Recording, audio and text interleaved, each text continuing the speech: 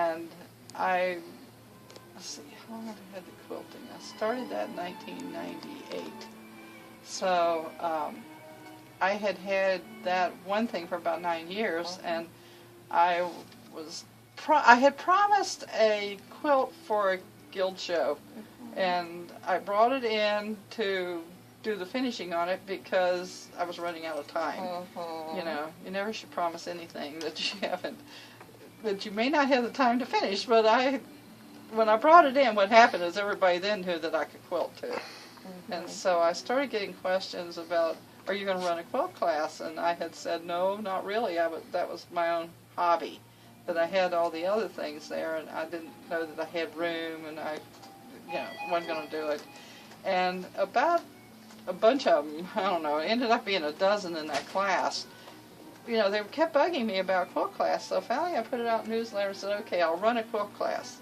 So I ran the class, and I had to go out elsewhere to get fabrics. I'd go in my own stash in order to make up little kits for them, in order to do their little quilts. The only problem was that if they cut wrong, or if it got down to the end, there wasn't any way of getting more, and it was really cutting into what I was making too. And so I said, well, I'm not going to do this again.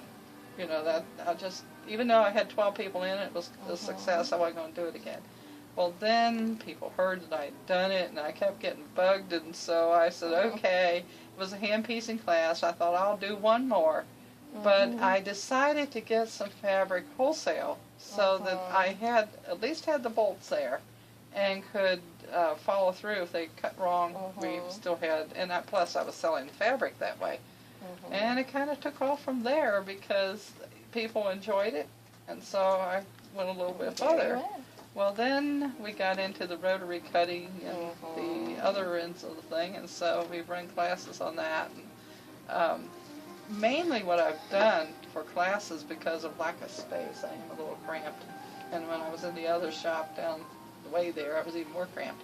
What I've done, because of lack of room for the sewing machines and things like that, is I've done mystery quilts and strip club. We just started strip club. See my little resident stripper? The reason why that came about is because I had thought about it.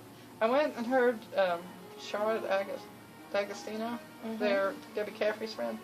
I had heard her talking about strip club, that she had done it in her shop and told how she'd done it, took her little class. And she said they had so much fun, it's just a blast, so I thought, well, that would be fun. I would like to do that. That would be a lot of fun.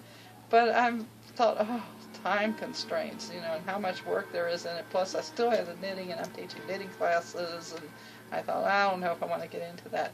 Well, when I ended up losing half my unit down the way there and having to move, I asked what's going in there, because they had rented out half of it, and they said, well, a nano brewery.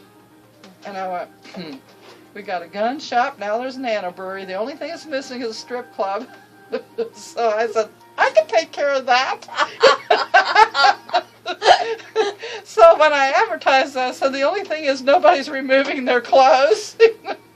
It's 2.5-inch fabric strips. So that's how the strip club got started in March.